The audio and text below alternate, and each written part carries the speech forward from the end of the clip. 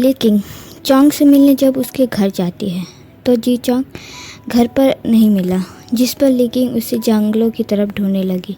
उसे पता है जी चोंग को फ्लूट बजाना पसंद है और वो उस टाइम अकेला रहता है।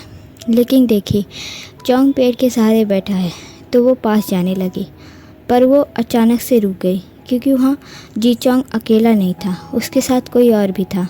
जी चोंग पेड़ के सहारे बैठा था और वो चोंग के लैब पर लेकिन उस तरफ गुस्से से देख रही थी और उसकी आंखों से आंसू भी निकल रहे थे। लेकिन उन दोनों को ये पता नहीं कि लिकिंग भी वहाँ है, क्योंकि लिकिंग काफ़ी दूर खड़ी थी और वो अपने में ही बिजी थे। लिकिंग खुद से मम्बल करती है, ओह तो इसलिए तुम मेरे प्यार को ठुकरा दिया चोंग। लिकिंग वहाँ से जाने लगी, लेकिन वो वहीं रुक गई और उनकी बातों को सुनने लगी। ये तब का है जब वांजी जी चोंग को अपने प्रेग्नेंट होने का बात बता रहा था और लेकिन भी ये सब सुना। वो वहाँ से भागते हुए अपने क्वार्टर की तरफ आई और किसी से बोले बिना सीधा अपने कमरे की तरफ चली गई। वो बिस्तर पर लेटकर अपने मुंह पर हाथ रख रो रही थी। वो अपना आंसू पोंछते हुए बोली, इसका मतलब तुम्हें तुम्हारा ओमेगा मिल गया चोंग। वो स्मक करती है और अभी भी उसकी आंखों से आंसू गिर रहे थे। वो कहती है, पर मैं तुम्हें दोनों को साथ नहीं रहने दूंगी, तुम सिर्फ मेरे हो चोंग। लेकिन फिर से सब कुछ याद करने लगी। उसे वांजी को देखा था, उसके सफ़ेद कपड़े पहने थे और उसके सर पर फोरहेड रिबन बंधा हुआ था। ओह तो तुम्हारा ओमेगा लैंग क्लैन से है, वो बोली और ज़ोर ज़ोर से हंसने लगी। दूसरे दिन लिकिंग लैंग कुरेन से मिलने लैंग क्लैन जाती है। इधर जी चोंग अपनी मदर के लैब पर सर रखे लेटा था और उसकी मदर उसके सर पर हाथ फेर रही थी और वो जोर जोर चोंग की बातों पर हंस रही थी। चोंग उससे काफ़ी ज़्यादा बातें कर रहा था और चोंग बीच बीच में अपनी ओमेगा वांजी के बारे में भी बातें कर रहा था। वो बेसब्री से शाम होने का इंतज़ार कर रहा था जिससे वह अपने ओमेगा से मिल सके। आज वो अपने ओमेगा को अपनी माँ से मिलवाने वाला था। उसकी मदर कुछ सोचती है और बोली, चोंग पहले मुझसे वादा करो, मेरी बात मानोगे, जो मैं कहूँगी वो करोगे। उसकी मदर अपना एक हाथ सामने लाते हुए बोली। पहले तो जी चोंग हिचकिचाया, लेकिन बाद में अपना हाथ रखकर अपनी मदर के हाथ पर रख कर कहा, हाँ मदर मैं सब कुछ करूँगा जो आप कहेंगी। जी चोंग के मदर को आगे क्या होने वाला है उन्हें पता था। वो कहती हैं, चाहे कुछ भी हो जाए अपने ओमेगा को अकेला मत छोड़ना, जिस पर जी चोंग अपनी मदर के गले लग जाता है। दूसरी तरफ लैंग कुरेन वांजी के पीछे एक घाट लगा दिया था। वो हर वक्त वांजी के पास रहेगा, हर वक्त का खबर उसे देगा। वांजी तो बीच बीच में अपने बेबी बम को सहलाता। उससे प्रेग्नेंट हुए अभी सिर्फ 2 ही दिन हुए और वो बेबी से बातें भी करने लगा। लैंग तो उसके इस चाइल्डिश हरकत पर मुस्कुराती थी। अब वो फूड के साथ लुकवाट भी लेके आती हैं। अक्सर प्रेग्नेंट लेडीज़ ये खाती हैं, इसलिए वांजी को भी मन करता है ये सब खाने का। इधर शीहाओ परेशान रहने लगी। उसे अब सफ़ेद त्वचा मिलना बंद हो गया। धीरे धीरे सभी मरते जा रहे थे। अब बारी शीहाओ की थी। फिर भी वो शराब पीना कम नहीं किया। एक लड़के उसे बताया कि फियान की डेथ हो चुकी है। वो हंसने लगी और कुछ भी नहीं बोला। वो मून को देखते हुए बोली, आज तुम सभी भी आज़ाद हो, जो मन में आए वो करो। अब तुम सभी यहाँ से जा सकते हो। एक लड़की बोल पड़ी, पर मास्टर मैंने कहा ना जाओ। शीहाओ गुस्से से बोली तो सभी डर कर वहाँ से चले गए। शीहाओ बेड पर लेट गई। अब उसे जीने का कोई रास्ता नहीं दिख रहा था। फिर उसने कुछ सोचा और उठकर जंगल की तरफ जाने लगी। तभी उसने एक शख्स को जाते हुए देखा। वो डालू था। उसने आखिरी बार कोशिश करने की सोची, शायद उसका किस्मत साथ दे। वो डालू के सामने खड़ी हो गई और उसे सेड्यूस करने लगी, लेकिन डालू इग्नोर कर आगे चलने लगा। लेकिन अब वो साथ चलने लगी और उससे बात करने की कोशिश करती है, पर डालू पर कोई असर नहीं हो रहा। अब शीहाओ गुस्से में आकर उस पर सीधे हमला करने लगी, लेकिन ज़्यादा देर तक टिक नहीं पाई। इस टाइम वो कमज़ोर थी, जिससे डालू उसे आसानी से मार सका। शाम को जी चोंग वांजी को अपनी मदर से मिलवाता है। जैसा कि जी चोंग अपनी मदर को बोला था, वांजी बिल्कुल वैसा ही है, बहुत सुंदर। रात में कुरैन जिंगशी के बाहर खड़े थे, सामने देख रहे थे। सामने से वांजी चला आ रहा था, वो स्माइल के साथ। जैसे उसने कुरैन को देखा, उसकी स्माइल चली जाती है और उसका एक्सप्रेशन शौक और डर दोनों में दिख रहे थे। कुरैन वांजी से पूछता है, इतनी देर तक जिंगशी से बाहर कहाँ गए थे वांजी? डर की वजह से उसके होंठ काँप रहे थे। वो क्या जवाब दे? उसके मुंह से आवाज़ ही नहीं निकल रही थी। तभी लैनिंग पीछे से आते हुए बोली, वांजी मुझे अकेला छोड़कर क्यों चले आए? ओह क्लैन लीडर, वांजी मेरे साथ बाहर गया था, मुझे अच्छा नहीं लग रहा था और मैं अकेले नहीं जाना चाहती थी, इसलिए मैं वांजी को अपने साथ लेकर गई थी। कुरैन कुछ भी नहीं बोलता और वहाँ से चला जाता है। सुबह कुरैन ने सभा बुलाई थी। सभी सभा में बैठकर एक दूसरे का मुंह देख रहे थे। सभी को जानना था आखिर कुरैन इतना जल्दी में सभा क्यों लगाया। कुरैन सभी को देखा और कहा, हाँ मुझे पता है, आप लोग सोच रहे होंगे मैंने अचानक से सभा क्यों बुलाई। फिर वह जोर की सांस लेता है और बोला, मैंने जो वांजी को 10 दिन का मौका दिया था, लेकिन अब मैं इन 10 दिनों के अंदर ही वांजी की शादी वेन चाओ से कराऊंगा।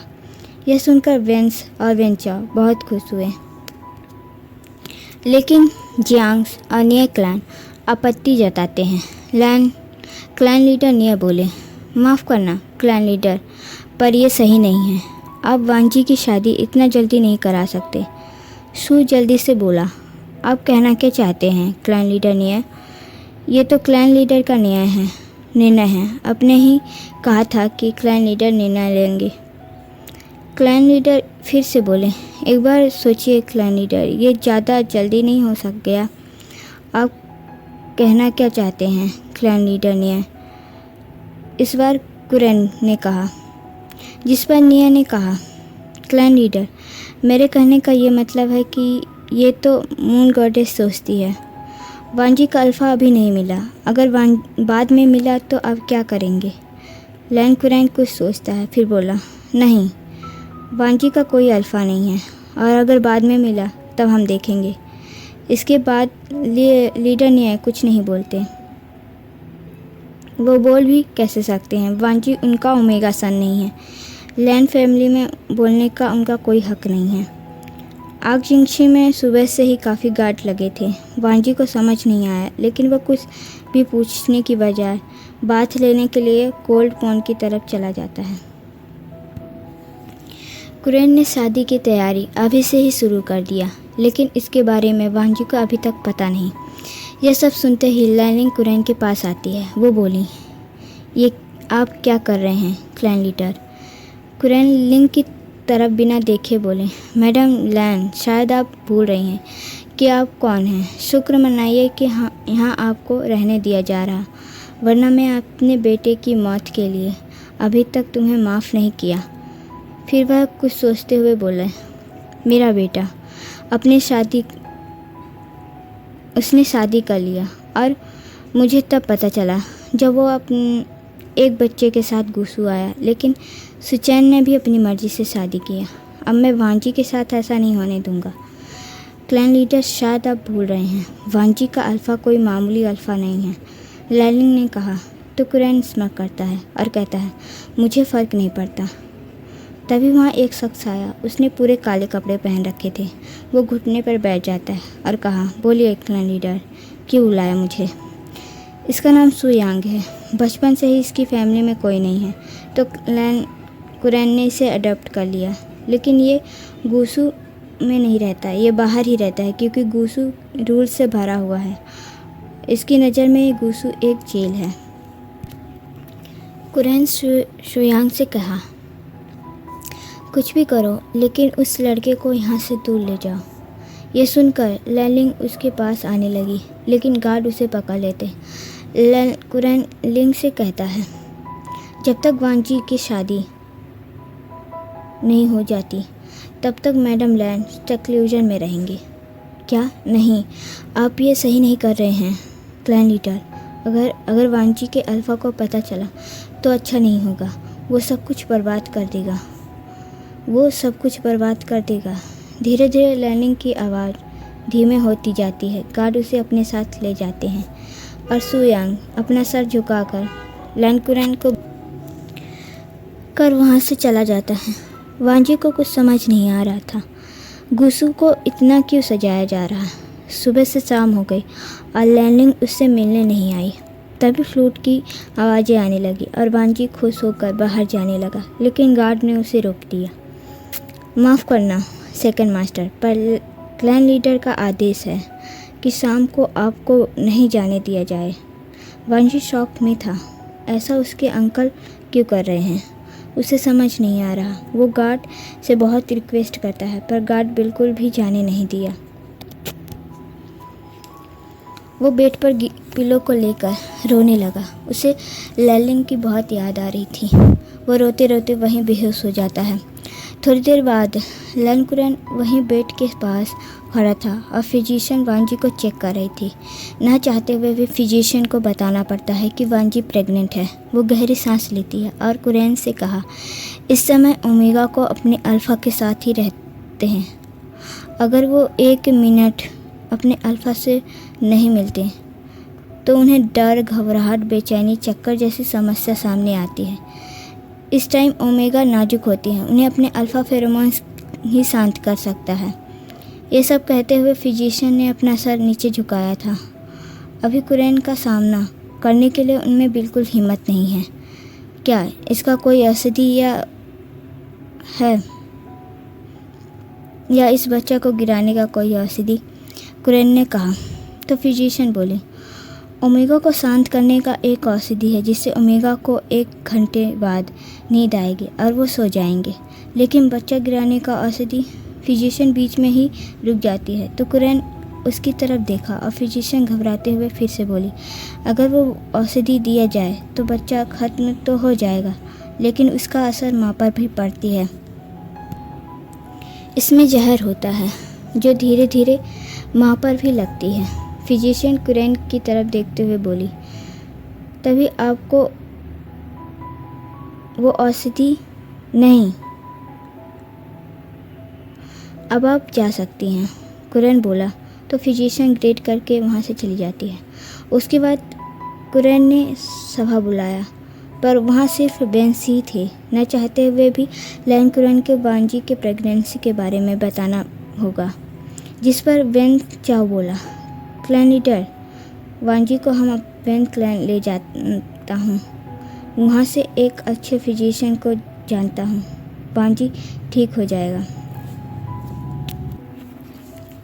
गुसू में ज़्यादा अच्छे फिजिशियन हैं, लेकिन कुरैन मान गया। वैसे भी बाद में वांजी की शादी वेन चाओ से ही होगी। वांजी अभी भी गहरी नींद में था, शायद उसे औषधि का असर था। दूसरी तरफ जी चोंग परेशान था। उसने कई बार फ्लूट प्ले किया, पर आज वांजी क्यों नहीं आया। काफ़ी देर तक चोंग वहीं बैठा रहा, इस उम्मीद में कि शायद अब वांजी आएगा। जब वांजी नहीं आया तो जी चोंग घर आया। वो बहुत सोने की कोशिश करता है, पर उसे नींद नहीं आ रही थी। उसे बार बार वांजी की याद आ रही थी। ऐसे ही सुबह हो जाती है और चोंग पूरी रात सोया ही नहीं था। वो मदर के लिए सूप बनाता है। तभी वहाँ पर 2 शख्स आते हैं। एक तो शुयान था और दूसरा उसके साथ एक लैन मेंबर था। वो लैन जी चोंग से कहा, क्लैन लीडर ने कहा आपको यहाँ से बाहर आपकी माँ के ठीक करने का औषधि मिल जाएगी और ये आपके साथ जाएंगे आपकी मदद के लिए। जी चोंग शुयांग की तरफ देखा, जो उसे देखकर एक इविल स्माइल कर रहा था। मदर ठीक हो जाएगी, इस उम्मीद में जी चोंग मान गया। वो शुयांग के साथ चलने के लिए तैयार हो गया। शुयांग बोला, हमें आज ही निकलना होगा ताकि हम जल्द से जल्द वहाँ पहुँच सकें। जी चोंग हाँ पर सिर हिलाया और जाने की तैयारी करने लगा।